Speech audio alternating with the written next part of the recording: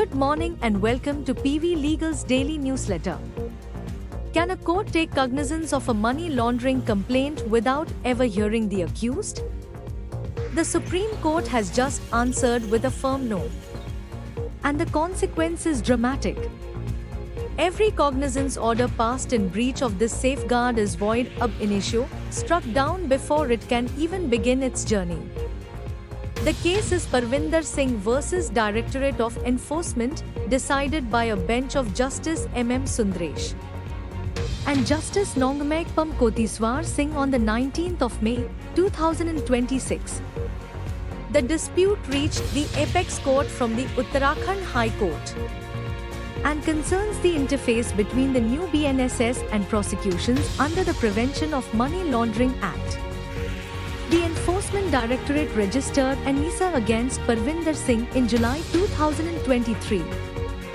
He was arrested in April 2024, and within 2 months a prosecution complaint was filed under sections 44 and 45 of the PMLA. On the very day the complaint was filed, the special court directed it to be numbered and posted for hearing on cognizance.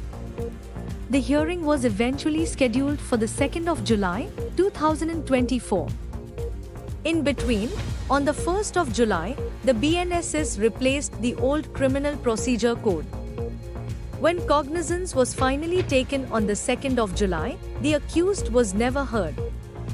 That single omission became the foundation of this appeal. 3 questions arose to be addressed by the court.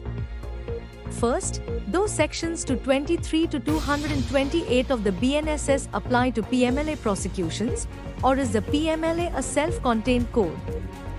Second, is the first proviso to section 223 subsection 1, which mandates a precognizance hearing, a substantive right or merely procedural?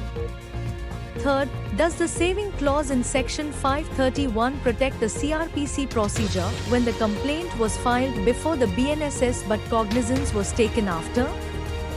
The Supreme Court rejected every argument advanced by the Enforcement Directorate. Reading sections 46, 65 and 71 of the PMLA, the court held that the BNSS applies in full to PMLA proceedings wherever it is not inconsistent.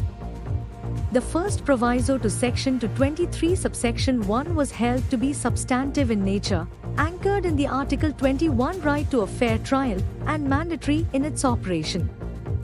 On the saving clause, the court held that merely numbering a complaint is a ministerial act, not an inquiry, because no judicial mind has been applied. Cognizance taken without hearing the accused is void ab initio, and prejudice need not be shown. For every PMLA accused, this judgment is a foundational shield. For special courts, it is a procedural commandment.